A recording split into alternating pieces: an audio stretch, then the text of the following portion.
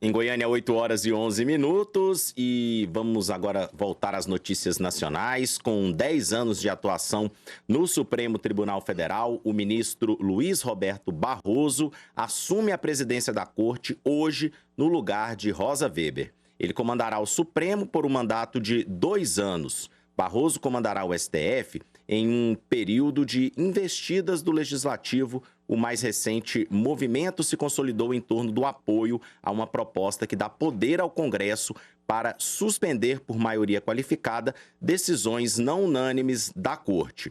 Congressistas da bancada ruralista apoiam a iniciativa, além de outras 15 frentes parlamentares, como a evangélica e a da segurança pública.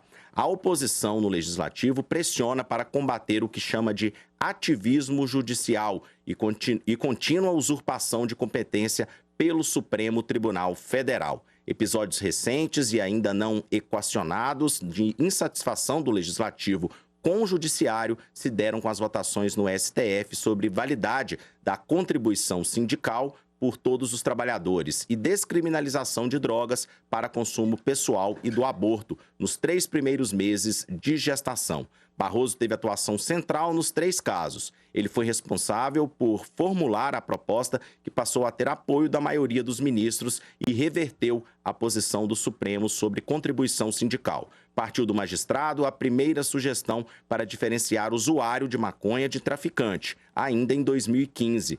25 gramas da droga ou a plantação de até 6 plantas fêmeas retomaram ao julgamento. Em agosto deste ano, sugeriu aumentar o parâmetro para 100 gramas. No caso do aborto, coube a Barroso fazer o pedido para tirar a votação do plenário virtual e levá-la ao físico. E ainda relacionado a essa notícia, vamos ao destaque da despedida da ministra Rosa Weber, que conduziu ontem a última sessão como presidente do STF. Ela aproveitou a ocasião para se despedir da corte que integra desde 2011. Ela destacou uma resposta firme e imediata dos poderes e da sociedade civil frente aos atos criminosos de 8 de janeiro, que chamou de Dia da Infâmia. Em setembro de 2022, Weber assumiu a presidência do STF, cargo em que será sucedida por Luiz Roberto Barroso. Ela disse que o período na presidência pode ser considerado um divisor de águas pelo ineditismo do episódio enfrentado. O 8 de janeiro não poderá ser esquecido para que jamais se repita, mas há sempre que ser lembrado, por outro lado, como propulsor do fortalecimento do nosso Estado democrático de direito. Resistência, resiliência e solidariedade ficaram estampadas na Praça dos Três Poderes.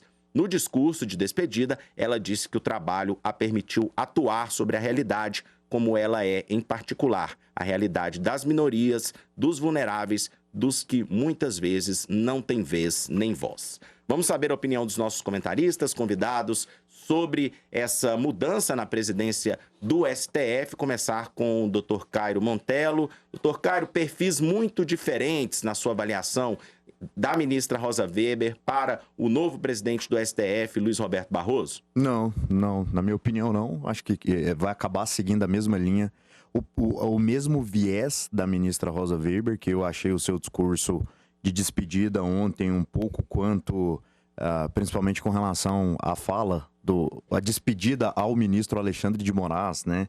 Ela mencionou que o ministro chamou o ministro de companheiro indefectível e lembrou dos convites para visitas às unidades prisionais. Rosa partilhou o apreço dos detentos por Moraes e lembrou um episódio que ele foi aplaudido no corredor de uma prisão. E isso deixa uma marca que eu não gostaria de receber, né? De ser aclamado por prisioneiro e não por uma ala importante ou relevante da sociedade civil. A Rosa Weber acaba deixando agora o seu cargo no STF após uma decisão, na minha opinião, infeliz com relação ao aborto, autorizando ali o aborto de crianças, se eu não me engano, com até 3 meses, e uma pauta totalmente enviesada que deveria ter sido discutida no Congresso. E, bom, essa é a minha análise primária aí sobre a saída da ministra. Uma pauta que, inclusive, Luiz Roberto Barroso pediu vistas e provavelmente não deve colocar tão cedo para ser votado ali pelo plenário do STF.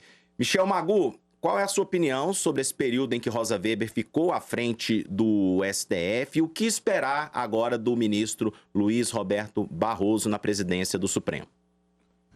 Bom, primeiro, a Rosa Weber, na sua presidência, ela teve inúmeros momentos de clareza, defesa da democracia, ao mesmo tempo ela finaliza de uma forma melancólica, com uma pauta que não havia necessidade de adiantar esse voto, e mais uma questão de posicionamento pessoal e não um posicionamento de defender a jurisdição, um posicionamento jurídico de fato, e sim querendo sair defendendo as pautas que ela acredita e, ao mesmo tempo, vê que são prioridades para ela e não para o país.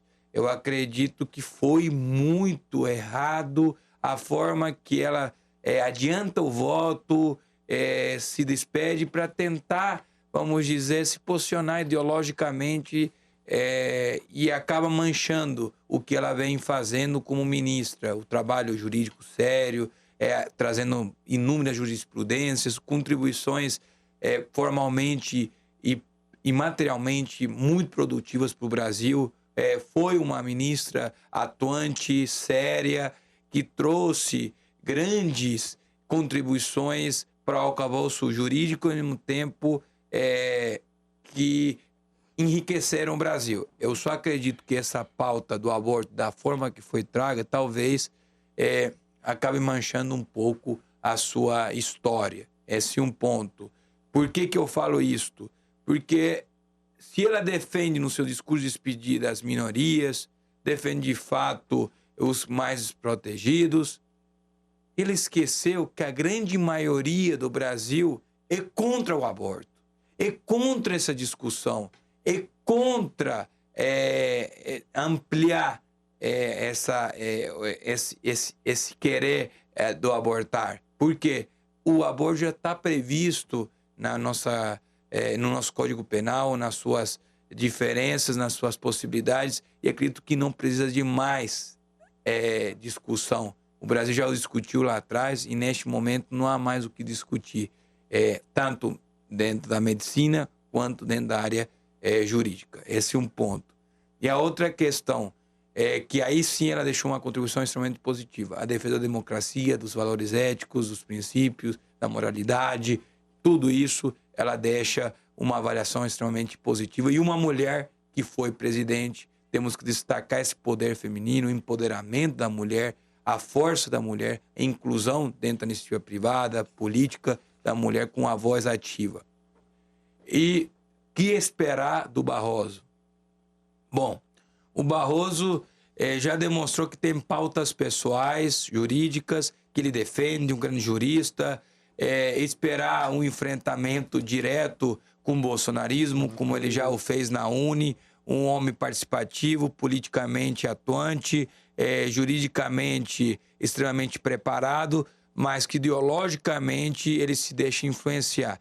É isso que eu espero do Barroso. E, ao mesmo tempo, um homem do diálogo, das discussões, mas que vai acabar, assim, sendo tendencioso e, ao mesmo tempo, refém das circunstâncias que ele próprio criou. Ele vai ter que, agora, saber dialogar com o Congresso conservador e sinalizar para a pacificação do país. Ele terá esse grande desafio dentro da sua gestão, mas que ele, como competente que vai saber dosar. Por isso, essa vista. Ele pede vista do processo do aborto, sinalizando para o Congresso, dizendo, bom, eu serei o presidente de todos e não sou de uma parte do Brasil. Por isso, ele pede vista para segurar essa pauta que poderia implodir a sua gestão, coisa que acredito que ameniza bastante. Terá muitos desafios e vai ter que dialogar com todos e com todos os setores de uma forma ampla, democrática, sabedoria, que ele tem, e vai ter que esquecer um pouco desse conflito do lulismo contra o bolsonarismo. Ele vai ter que ser essa pessoa centrada de saber dialogar e não vai poder ir mais para os congressos da UNE, com certeza que isso aí vai afetar muito a sua gestão. E aproveitar e mandar um abraço para o Edson Brasil, que também está nos ouvindo no rádio, sempre sintonizado na TVC. Doutor Caio, quer complementar rapidamente? Quero sim, Rafael. Quero só destacar uma fala da ministra, tá? Da ex-ministra Rosa Weber.